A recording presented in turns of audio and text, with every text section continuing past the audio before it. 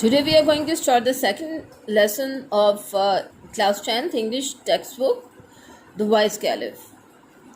Before starting this chapter, I would like to introduce few characters of this story. The first and the main character is the Wise Caliph, obviously the Caliph Harun al-Rashid.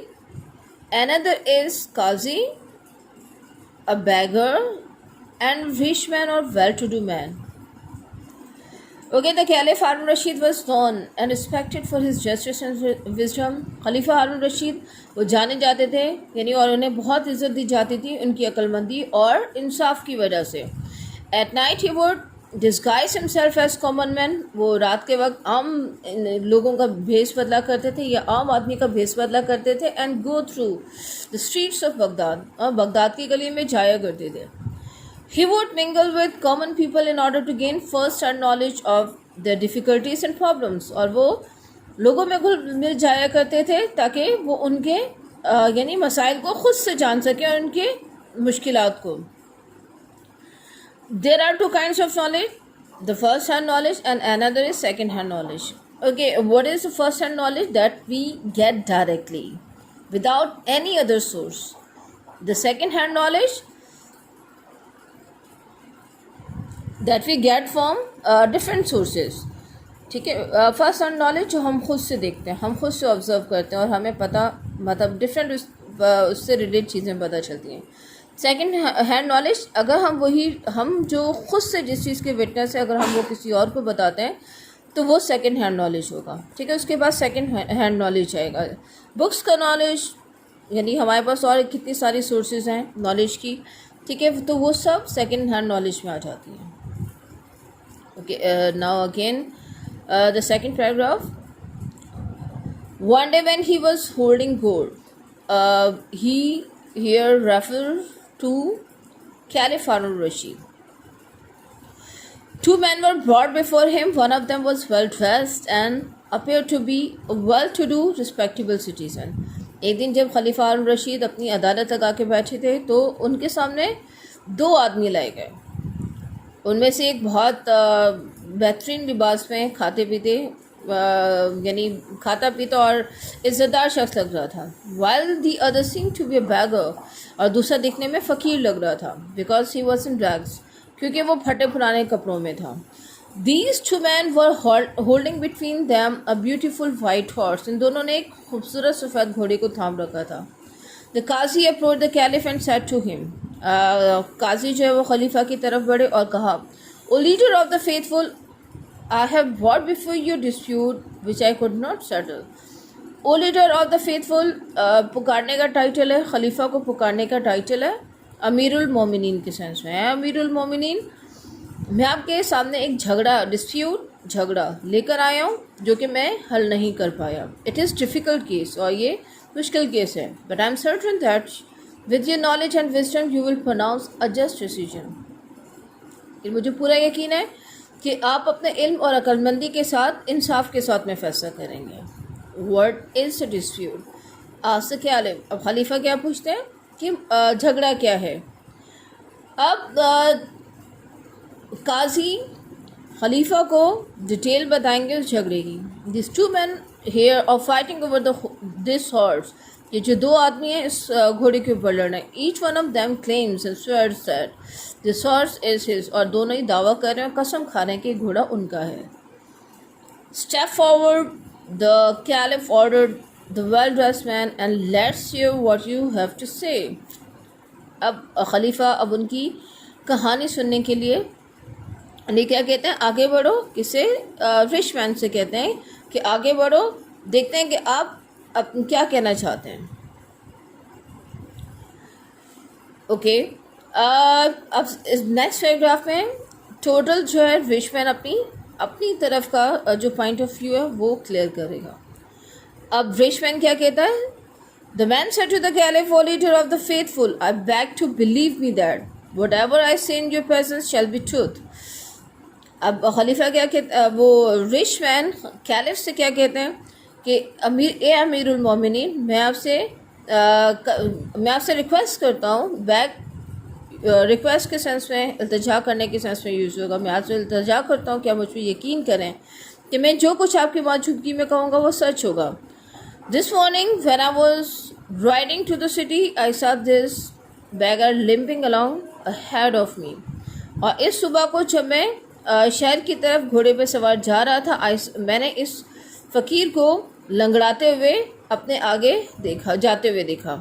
On hearing the sound of my horse's hooves, he turned round and motioned me to stop। और जब इसने मेरे घोड़े के खुरों की आवाज़ सुनी तो ये पीछे मुड़ा और मुझे रुकने का इशारा किया। I pulled the reins of my horse and he begged me to give me a ride up to the city gate। और इसने मुझसे रिक्वेस्ट की, इल्तिजा की कि मैं इसे शहर के दरवाजे तक यानी राइड दूँ, सवारी दूँ। He was lame, वो लंगड़ा था। He is talking about beggar। I felt sorry for him so I pulled him up behind me on the horse। और फिर मुझे इसके लिए बहुत अफसोस फील हुआ, यानी महसूस हुआ। फिर मैंने इसे खींच कर अपने पीछे घोड़े पर बिठा लिया। When we reached the city gate I stopped and turned around to help him get down। मैं रुका और यानी जब शहर के दरवाजे तक पहुँचे तो मैं रुका और इसकी मदद करने लगा इसे नीचे उतारने के लिए। रिफ्यूज़ टू डिस्माउंट, और इसने उतरने से इनकार कर दिया। डिस्माउंट यानी किसी बुलंद जगह से नीचे उतरना।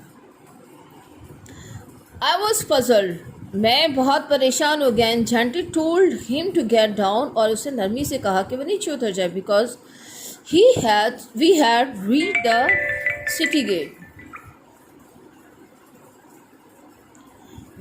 कि मैंने उसे नीचे उतरने को कहा क्योंकि हम शहर के दरवाजे तक पहुंच गए थे।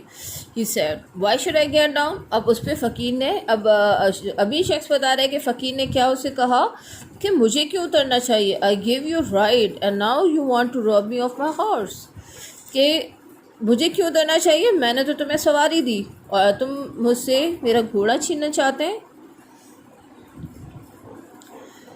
Then the beggar limped forward। अच्छा, this part is about what the rich man said to the caliph in his court। ठीक है, he was riding to the city gate। The beggar asked him to give a ride to the city gate। When they reached over there, then what happened? The beggar refused to dismount। Okay, here we are going to learn about what the beggar said about this story। Okay, what is his point of view। अच्छा, जैसे complete होता है अब beggar अपनी story start करेगा। Then the beggar limped forward and said। अब जो फ़कीर है वो लंगड़ा के आगे बढ़ता है और कहता है, O leader of the faithful, you are the helper and guardian of the poor। ए अमीरुल मोमिनीन, आप मददगार हैं। और गार्डन का मतलब होता है सपोर्ट करने वाले के सेंस में। ठीक है, आप मदद करने वाले हैं गरीबों के। निगरान के सेंस में भी हम इस वर्ड को यूज़ कर सकते हैं। You are a wise and just caliph, आप अक्लमंद और इंसाफ करने वाले खलीफा हैं। हैव पिटी ऑन मी, मुझ पर तरस खाइए। And save me from the cruelty and injustice of this rich man, और मुझे जुल्म से और नाइंसाफ़ी से बचा लें इस अमीर आदमी की। I can swear that this horse belongs to me, कसम खा के कहता हूँ कि घोड़ा मेरा है। You must be thinking,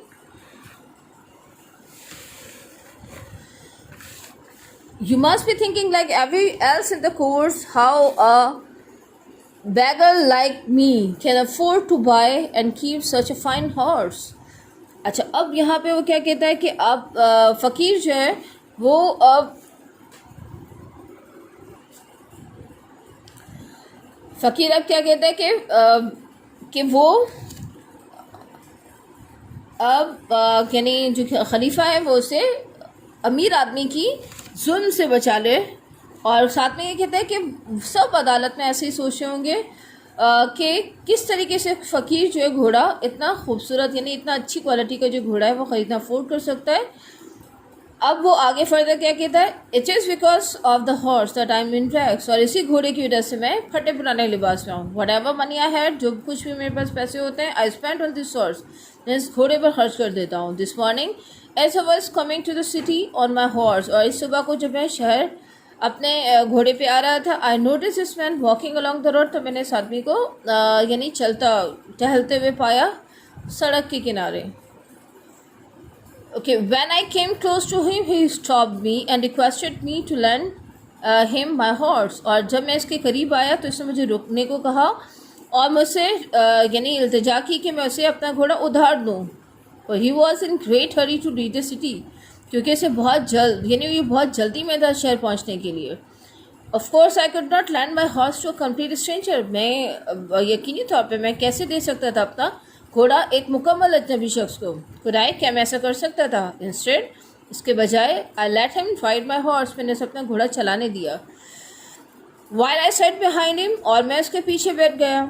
as we reach the city gate he asked me to get down, और जैसे हम शहर के दरवाजे के पास पहुंचे तो इसने मुझे रुकने को कहा, नीचे उतरने को कहा। And leave the horse to him, और इसके लिए घोड़ा छोड़ देने को कहा। Such a fine horse did not belong to a beggar, he said, कि इतना खूबसूरत घोड़ा एक फ़कीर का तो नहीं हो सकता। अब ये फ़कीर कह रहा है कि उस अमीर आदमी ने उसे कहा। Now be off and don't you mention it to anyone, अब यहाँ से चले जाओ और किसी से भी इसका जिक्र नहीं करना। And even if you do, अगर तुम ऐसा करते हो, nobody is going to believe you, तो कोई भी तुम पर यकीन नहीं करने वाला। Sir, now sir I beg you to save me from this robber and restore to me what is my own. अब मैं आपसे रिक्वेस्ट करता हूँ, या इल्तिजा करता हूँ कि आप मुझे इस डाकू से बचा लें और जो भी यानी जो कुछ मेरा है मुझे बहाल कर दें।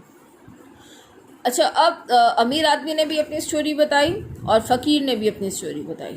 फ़कीर के मुताबिक अमीर आदमी ने छीना उससे घोड़ा, और जबकि अमीर आदमी क्या कह रहा है कि फ़कीर ने किया। और इस पर काजी कंफ्यूज होकर, परेशान होकर कि उसे ये केस सॉल्व नहीं हुआ क्योंकि उसका कोई विटनेस नहीं था, तो वो खलीफा के पास केस को लेकर आया। ये दोनों के पॉइंट ऑफ व्यू सुनने के बाद में आप खलीफा क्या कहते हैं? I think this case is not difficult to decide, मेरे ख्याल में ये केस का फैसला करना बिल्कुल भी मुश्किल नहीं है। Said the caliph to the qazi, खलीफा ने काजी से कहा, I shall decide it in a minute, मैं इसका फैसला 1 मिनट में कर दूंगा। Tell these man to place your hands on the horse one by one, let the beggar do it first. अच्छा, अब इन दोनों आदमियों से कहें कि वो अपना हाथ एक एक करके घोड़े पर रखें और फ़कीर को पहले करने दें, यानी फ़कीर सबसे पहले हाथ रखे। When the beggar touched the horse, it means as if it did not like the touch of his hand. अब क्योंकि जैसे घोड़े की क्वालिटी होती है, वो अपने मालिक को बहुत अच्छी तरीके से पहचानता है और अजनबी शख्स को अपने पास नहीं आने देता है, अमूमन ये घोड़े की क्वालिटीज़ में से। और जैसे ही फ़कीर जो है वो घोड़े को छूता है, विंस का मतलब नी के सेंस में, यानी हिनराने के सेंस में, तो वो इस तरीके से इजहार करता है जैसे उसे उसका हाथ लगाना पसंद नहीं आया। But at the touch of rich man hand, और जैसे ही अमीर आदमी घोड़े को छूते हैं, the horse not it and need with pleasure. Snout का मतलब होता है नतने फुलाने के सेंस में, और नी का मतलब होता है हिनराना, यानी घोड़ा अपने नतने फुलाकर यानी हिनहिनाता है खुशी के साथ में। अब फ़ौरन पता चल जाता है कि उसे, यानी घोड़े की साइकी को उसने यूज़ किया कि फ़ौरन पता चल जाता है कि घोड़ा यकीनी तौर पर अमीर आदमी से ताल्लुक़ रखता है। This horse belongs to him, pronounce the caliph, ये घोड़ा यानी अमीर शख्स का है। खलीफा ने फ़ौरन ऐलान किया है, give the horse to his master, और घोड़ा उसके मालिक को दे दिया था। The caliph turn to the beggar and said, अब इसके बाद में खलीफा फ़कीर की तरफ मुड़ा और कहा, you are a liar and wicked man, तुम झूठे हो और बदमाश शख्स हो। You try to rob an honest and respectable citizen, तुमने लूटने की कोशिश की एक ईमानदार और इज्जतदार शख्स को, शरीफ को। यू डिज़र्व सीवियर पनिशमेंट, और तुम बहुत सख्त सज़ा के मुस्तहिक हो। I shall be merciful and forgive you this time, मैं इस वक्त तुम पे यानी रहम खाता हूँ और तुम्हें माफ़ करता हूँ। If you bag forgiveness of this gentleman here, अगर तुम इस शख्स की यानी इस शख्स से माफ़ी ले लो।